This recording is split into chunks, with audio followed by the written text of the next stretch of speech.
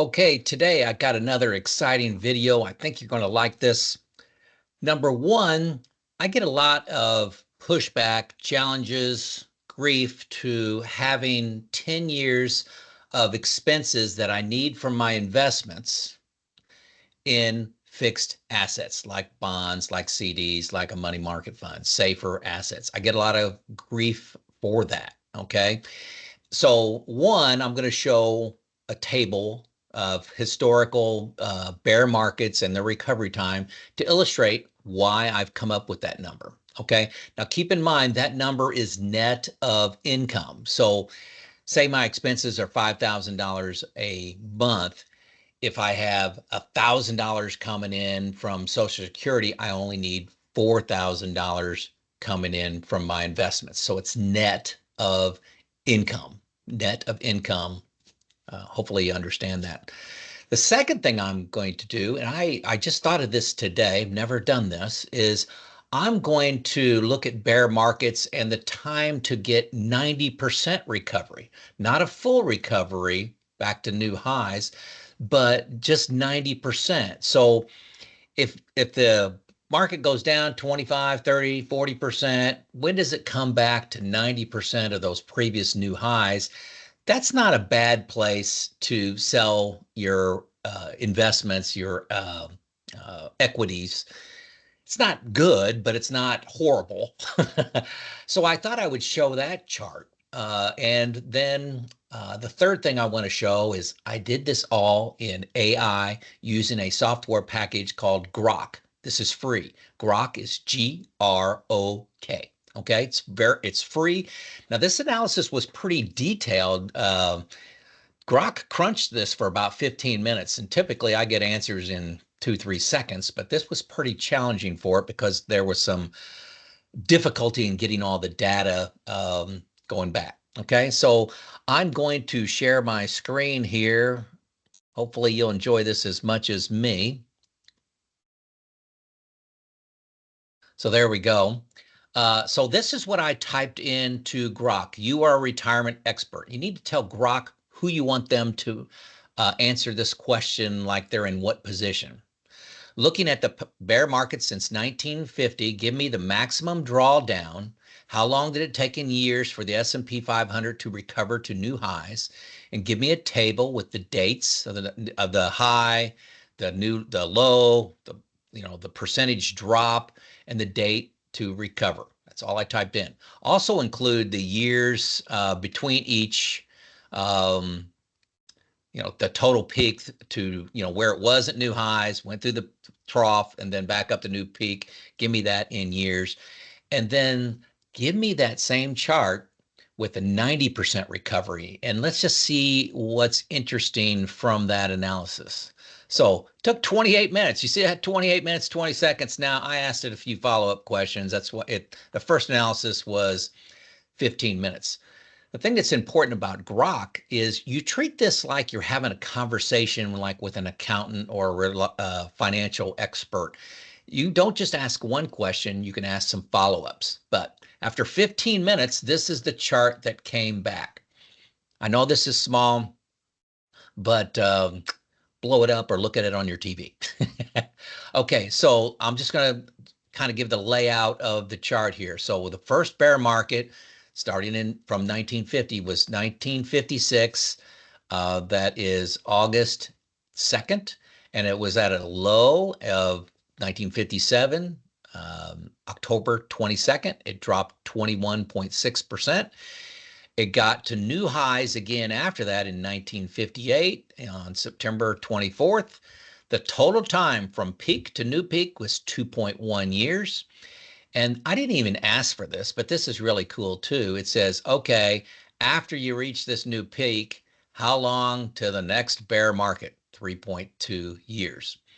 So you could scan through this and see there's a lot of years, that are pretty small, 1.7 years in this next bear market, 1.2, 3.3, 7.5. Okay, that looks a little scary, 7.5. 1973 to 1980, there was a 48% drop. If you remember, there was very high inflation during this time too. So 7.5 years. And another thing that's scary is in less than a half year, it went down for another 1.9 years. So you got to be prepared for at least a 7.9, 7.5, sorry. But if you don't react quickly, it could be 2 years longer than that. So you're at 9.5 years with these two, how close together they were. So that's a big concern there. And let's keep on going down. You're at 1.9, 7.2. This was the .com, 2000 to 2007, 7.2 years. But again, 0.4 years, less than a half a year, and then you went into the Great Recession that was 5.5 years at a 56.8% reduction. That's not year-to-year reduction, that's total during this bear market. So 5.5 years. So again, I mean, these two added together, you're over 12 years. You're almost 13 years with those two. That's why it's called the lost decade, 13 years. If you could have responded and, rebalanced at a new high during this half-year period, you're okay, but that's pretty long, okay? And then you get into 2020, it was only a half year. The 2022, this was the Trump tariffs. No, this wasn't the Trump tariffs. This was the supply chain issues and inflation issues and all that, recovering from the pandemic, 2 years. Okay. And then this was the Trump tariffs of 0.4, really quick recovery there. So you're kind of all over the map. You got a total peak to peak of less than a half a year, and you got 7.5 years. So how lucky do you feel? I mean, some people you hear just say, hey, what's the average bear market time to recovery? And they'll say something like 3.5 years. Well, you don't retire on averages. You retire during real events. Are you going to be lucky and have a few of these 1.9 and 1.9 or 1.2, 1.7? Or are you going to have this 7.5 and this 7.2 closely followed up by 5.5? You don't know. So what do you want to be prepared for? So that was topic number one is, why I'm at 10 years. Well, 10 years gets me through 100% of these in history, but also it has my thumb on the scale a little conservative. But this 13 years here is a little sobering. And this one here, the 7.5 was followed by a 2 that, so you're almost at 9.5. So you had two events that were pushing 10 years out of the 12 bear markets since 1950. So you decide. I don't like using averages, okay? So then the next table is my 90% table. So this is not going back to new highs in full recovery, but most of the way there, so what could we need from our investments if we were okay of losing maybe 10% if we had to sell some of the assets, but we're not selling them at 50% down or 40% or 30%, but 10%. Well, things change quite a bit, okay? First of all, let's go back up here. This number 5 that from 1973 to 74 was 7.5 years. And down here, number 5 is 6.3. So it shaved off a little more than a year. Okay, shaved off a little more than a year. The .com, which was number, let's see, .com, it was number 8 here, 49% drop, 7.2 years. Number 8 is 7.2 years, dropped to 6.2. So shaved a year off of that one. So that feels a little better. This isn't dramatic, but it does make me feel a little bit better. The Great Recession, 4.8 years to get to 90%. And up here at 100% was 5.5 years. So they maybe a half year off that one. So 90%, yeah, that feels a little better. But looking at it, you're still looking at 10 years here with a separation of less than a half a year between these two market downturns. So that's why I got 10 years. It seems to make sense to me. That's pretty conservative, and maybe you could say 6 years. But I hear a lot of financial advisors saying, 3 years in fixed is fine to recover, to handle sequence of return risk, to handle a market downturn, maybe 3.5 or 4. But they're using an average of this number. And I'm telling you, my background's in engineering and plant management. There are a lot too many individuals here. If you look 100%, there's 1, 2, 3 events out of 12. That's 25% of the time that they were longer than that. 25% of the time longer than that. And, even if you go to this 90%, they are 1, 2, 3, same amount, 3 out of 12 or a quarter. 25% of the time, you're going to be wrong. I don't like those odds on my retirement.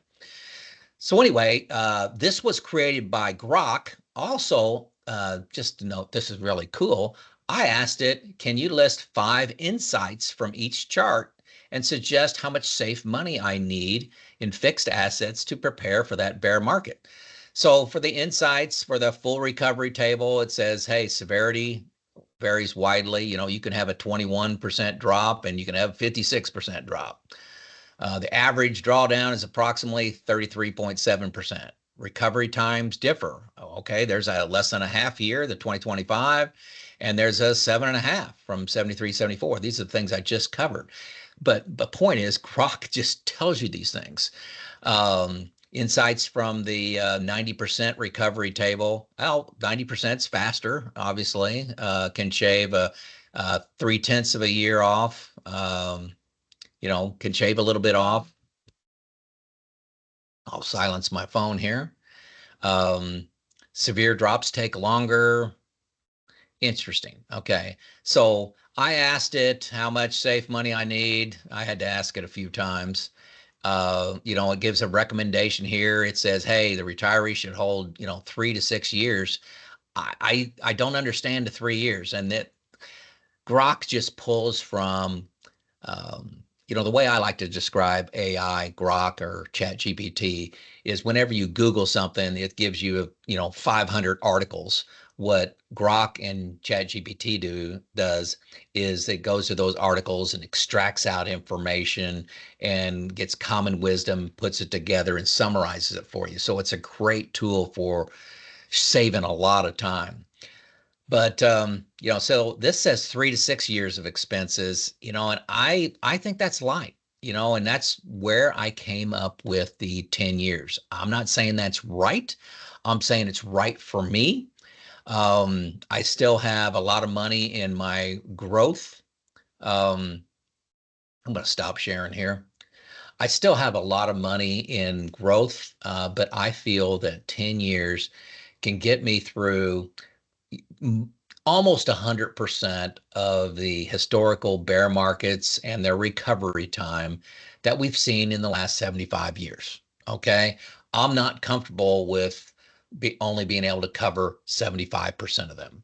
Now, you may be, but this is where personal finance becomes personal. This is what I'm doing and why. So in summary, that's why I got 10 years. You see that.